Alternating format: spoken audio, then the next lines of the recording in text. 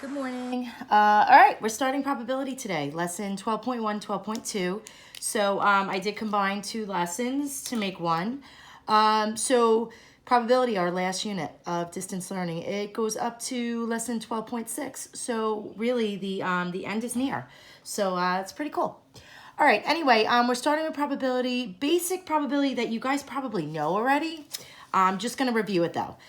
With probability, there are some vocab words that you need to know. Experiment, outcome, event, and sample space. Those are your basic words for probability. So let's kind of define and maybe give an example of each thing or each word. So the first probability vocab word is experiment. And it's pretty much like what's going on. If I can make it as simple as possible.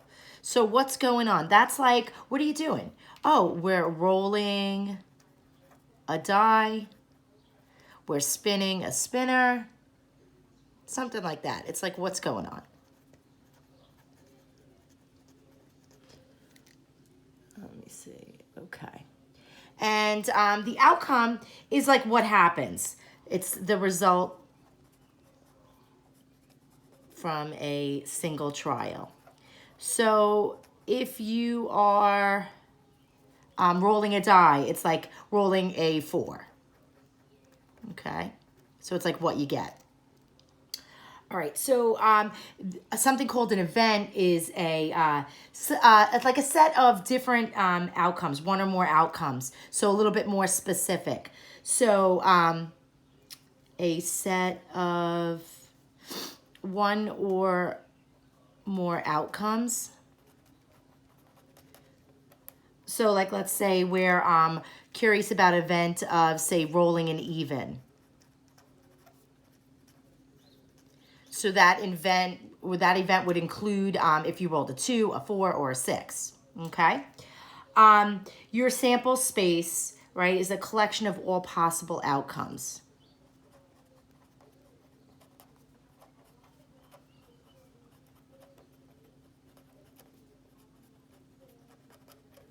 So like if you're rolling a die again, hate to keep going with the same example, but all your possible outcomes, you can roll a 1, a 2, a 3, a 4, a 5, or a 6. So 1 through 6 on a die. That would be your sample space. All your options, pretty much. All right, so basic, taking these words and applying it to a problem. Example 1, we have an experiment where a spinner is spun. There are 5 equal sections, so the probability that you're landing on any section is equal, and they're marked off as shown. So what is the experiment? The experiment's what's going on. So what's going on there? We're spinning a spinner.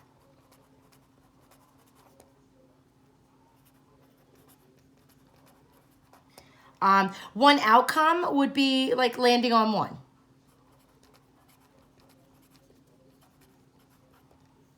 Okay, so now let's take this into consideration with the probability. What's the probability of spinning the spinner and landing on an odd number? What is the event here? What are the outcomes that fall into this event? All right, so the probability of spinning the spinner and landing on an odd. Well, how many total options do you have? You have 5 options, of which 1, 3, and 5 are odd. So 3 out of those 5 options are your probability of spinning an odd, right? You spin it out of 5 options, 3 are odd. The event, right, is the set of 1 or more outcomes. So that's going to be your getting an odd. Your possible outcomes that fall into this event, well, what's odd? You can have a 1, you can have a 3, or you can have a 5. Okay, so basic probability question. I don't think that's hard. Here we go, though. We have the basic definition of probability, right? And what they're saying is the probability of an event happening is the number of items that fall into the event out of the possible outcomes. So to make it kind of easy to remember, it's the part out of the whole. Okay, that's how I like to remember it. So where we were talking about odds, right? The probability of getting an odd would be the number of odds that exist. That's the part out of how many options we have, which is 5. So part, whole. Part that are odd, whole number of outcomes you can get. Okay, so part out of whole is kind of how I try to remember it. So here we go with example 2 now that's snuck in under the box. Given the above definition, between what two numbers must all probabilities lie? All right, so here's the thing. You can either get, if we go back to this odds, right? You can spin no odds, or you can spin all odds. So I want you to think about this. Spinning no odds, right? So let's say you spin the spinner, right? And you don't get any odds. You get all evens. 0 out of 5. Okay, or actually if you're just spinning it once, let's talk about spinning it once, right? You have an option, you didn't get any odds, so that's 0 out of 5, which is 0. But then, if you do spin like odds, all odds, here's the thing. You have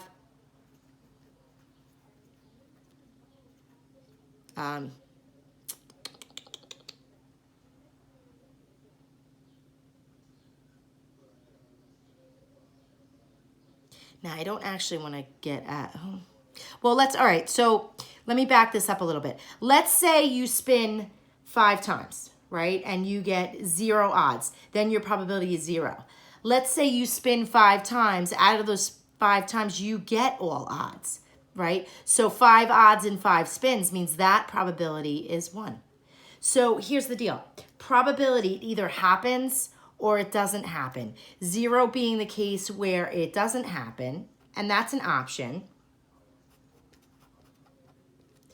And then the possibility that it happens every time would reduce into a 1. So your numbers for probability, you have to remember this in the back of your mind, are between 0 and 1. It's never going to be negative, and it's never going to be bigger than 1. They throw trick questions in there a lot. But remember, it's in between, including you can have 0, you can have 1, just not bigger than 1, not negative. Okay? So, moving on. All right, there's 2 types of probability. There's what's called theoretical probability and empirical probability. So let's talk about theoretical probability now.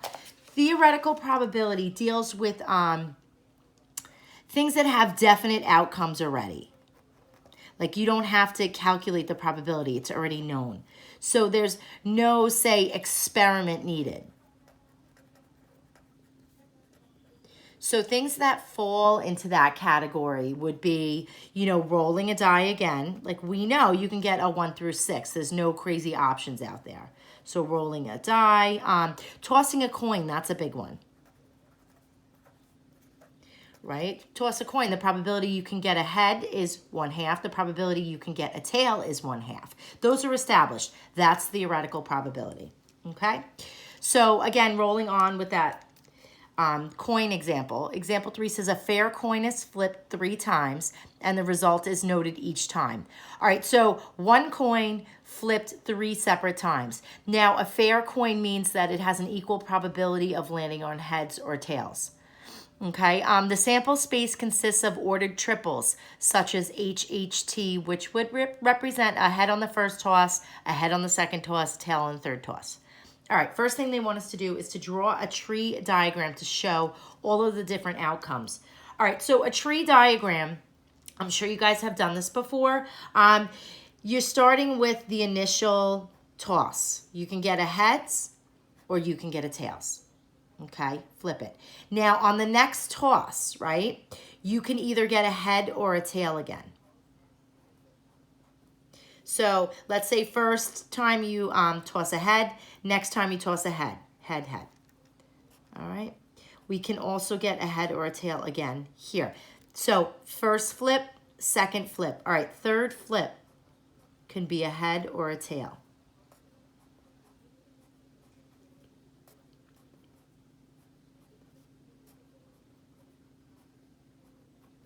Okay, so that's a tree diagram, and it's doing exactly what you would think. It branches off into like a tree, okay? That just lists all your options. Now, if you count up the bottom row, that's going to tell you how many options you have in total. 1, 2, 3, 4, 5, 6, 7, 8. There are 8 different ways you can flip the coin and get outcomes. So now what we're going to do is we're going to list them as ordered triples. Okay, how many are there? Well, we already learned there's going to be 8 of them. So let's kind of go through what you can have. And there's some sort of order. Okay, so you can have heads, heads, heads. You can have heads, heads, tails. You can have heads, tail, heads. Or you can have heads, tails, tails. All right, that's every option here on the left side. On the right side, you can have tail, heads, heads. Tail, heads, tails. Tails, tails, heads. And then tails, tails, tails. All right, so how many are there? Well, we said we were going to get 8, and indeed we did get 8. So 8 possible outcomes.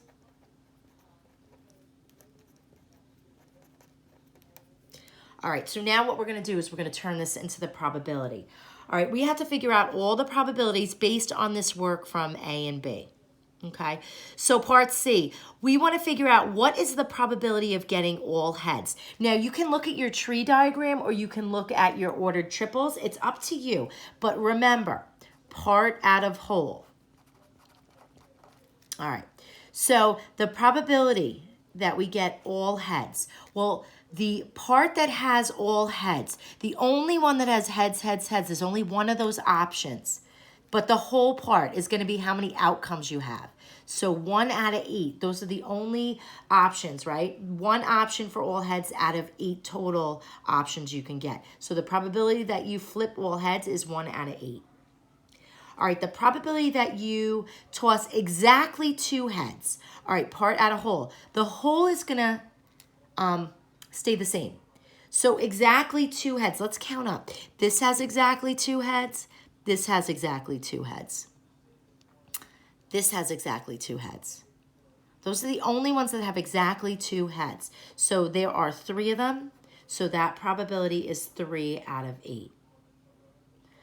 All right, this next one, either you get all heads or you get all tails. And actually, this is going to segue into the next lesson, which is adding probabilities.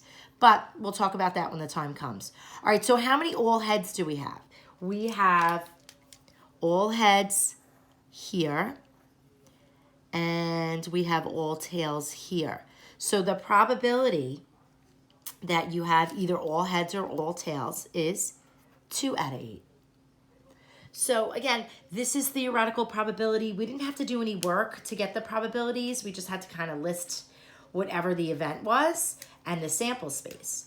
Well, now we move on to empirical probability. All right, empirical probability, this is where it changes, okay? And this is based on like real world examples.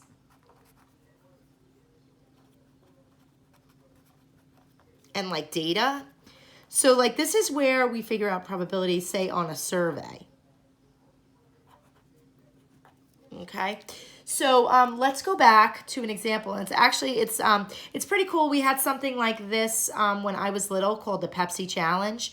I'm not sure, probably none of you know what I'm talking about, but your parents would. And basically it was a big campaign where Pepsi was trying to overthrow Coca-Cola as the best soda. So they would do a blind taste test and they called it the Pepsi Challenge. Okay, ask your parents if you're looking for some conversation. All right, so example 4 says a survey was done by a marketing company to determine which of the 3 sodas was preferred by people in a blind taste test. The results are shown below. So here we go. We have 3 types of sodas, A, B, and C. We have 53 people that were surveyed. 18 preferred soda A, 24 preferred soda B, and 11 preferred soda C. So part A says, find the empirical probability that a person selected at random from this group would prefer soda B. It says express your answer as a fraction and then as a decimal accurate to 2 decimal places. With probability in Common Core, 2 decimal places seems to be the standard. All right, so remember, it's still going to be part out of whole. So the part is who prefers soda B. Soda B has 24 people that like it. Now, the whole part is the whole survey. So the people that picked either one of those 3 sodas, there were 53 people that were surveyed. That's your whole. So as a fraction, this is your answer. But if they ask for the decimal, you then have to grab your calculator. I'm going to save you the torture. If you type in 24 divided by 53 to 2 decimal places, you should get 0.45. Okay? So, here we go. Next part. We want to find the empirical probability that a person selected at random from this group would not prefer soda A. All right, so again, we're going to express it as a fraction and a decimal.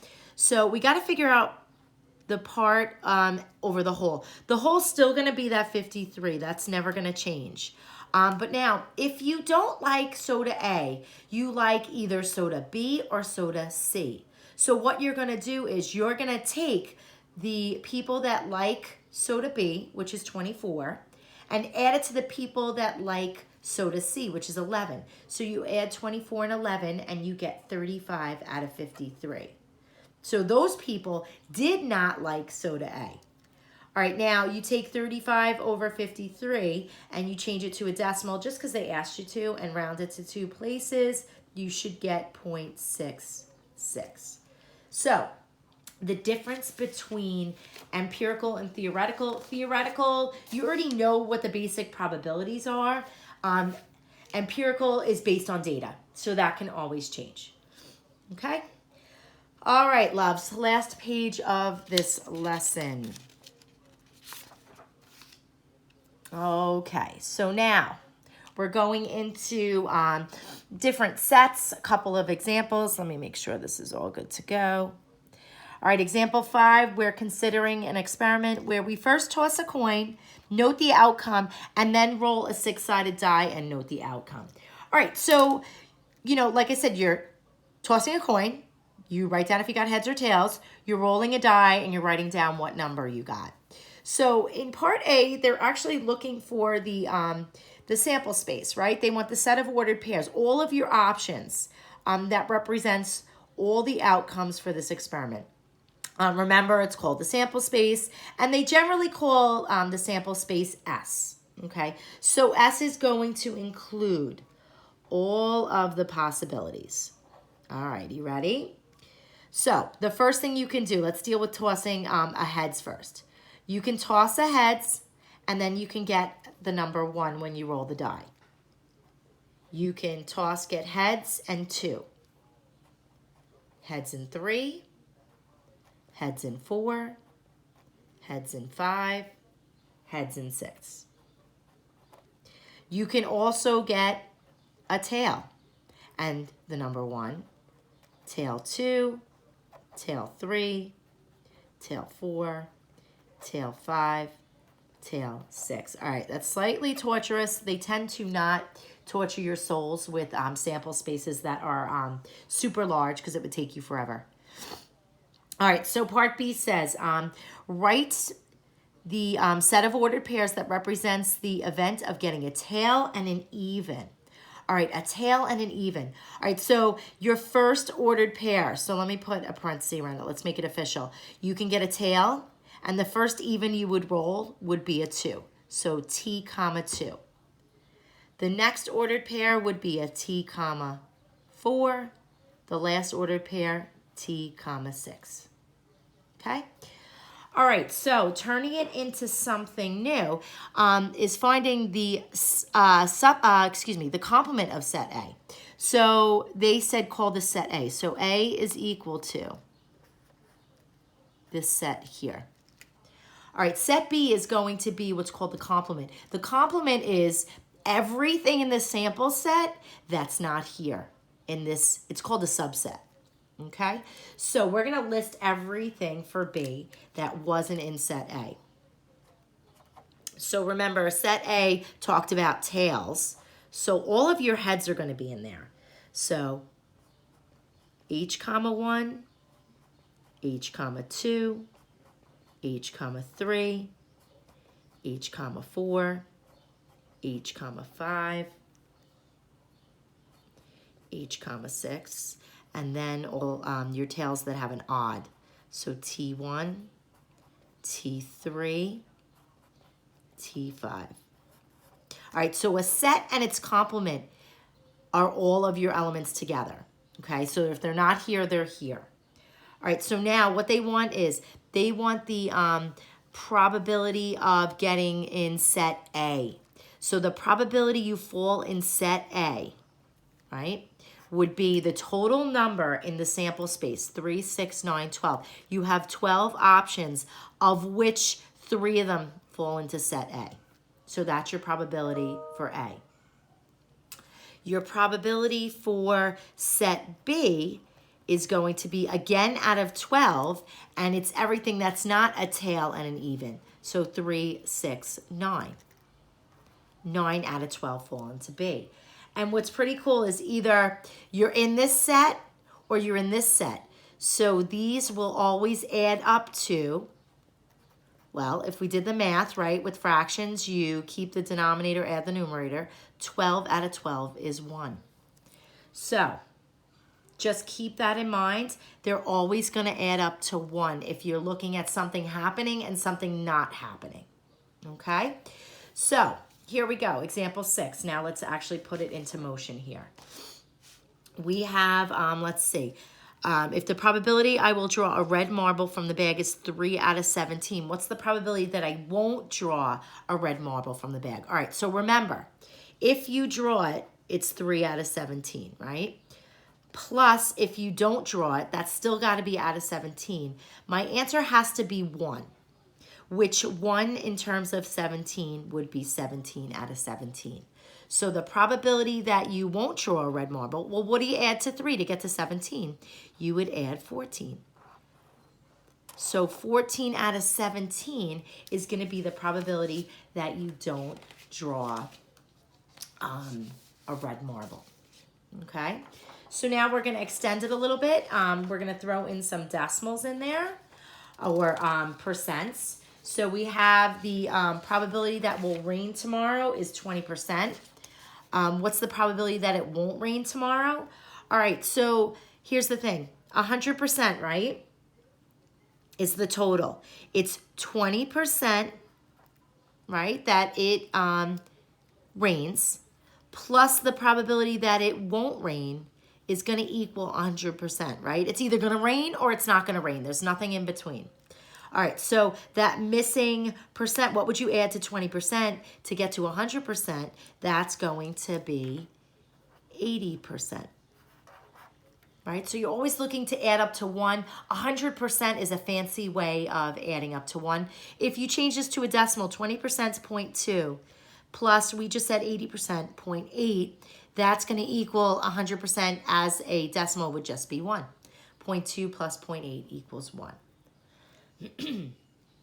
All right, so last one. All right, this one, let's see, 2 4-sided die. That's weird.